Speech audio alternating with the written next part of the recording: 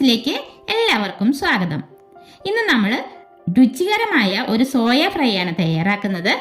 അതിനായിട്ട് നമുക്ക് ആദ്യം തന്നെ ഒരു മസാല തയ്യാറാക്കി എടുക്കാം. ഒരു പാൻ അടുപ്പത്ത് വെച്ച് 1 സ്പൂൺ വെളിച്ചെണ്ണ ഒഴിച്ച ശേഷം അതിലേക്ക് ഒരു തണ്ട് വേപ്പില ഇട്ട് കൊടുക്കുന്നുണ്ട്.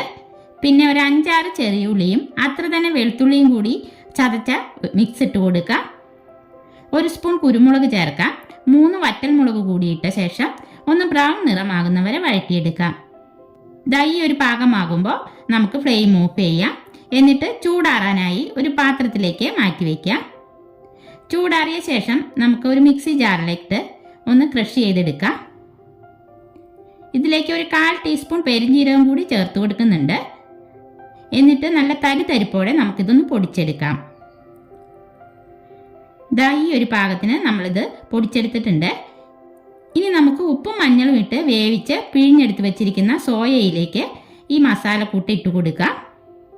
അതിനുശേഷം നമ്മളിതിലേക്ക് 1 ടീസ്പൂൺ മീറ്റ് ഉലർത്ത് മസാല ചേർത്ത് കൊടുക്കുന്നുണ്ട്.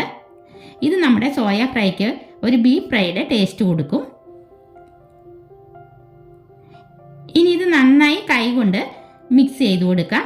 ഇതിലേക്ക് 1 ടീസ്പൂൺ കോൺഫ്ലവർ കൂടി ചേർത്ത ശേഷം 1 സ്പൂൺ വെളിച്ചെണ്ണ കൂടി ഒഴിച്ചു കൊടുക്കുന്നുണ്ട്. എന്നിട്ട് നന്നായി തിരുമ്മി മിക്സ് ചെയ്തെടുക്കാം.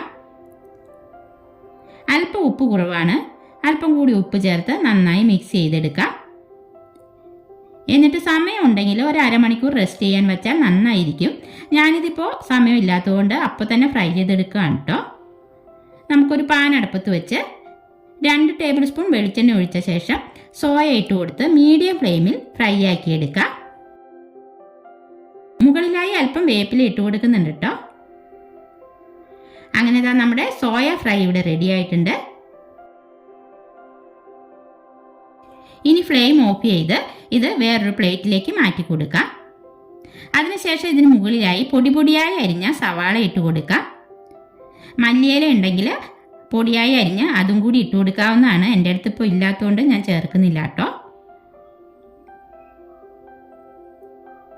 നല്ല ടേസ്റ്റിലുള്ളൊരു സോയ ഫ്രൈ ആണിത്. സോയാബീൻ ഇഷ്ടമല്ലാത്തവരും ഇത് കഴിക്കും.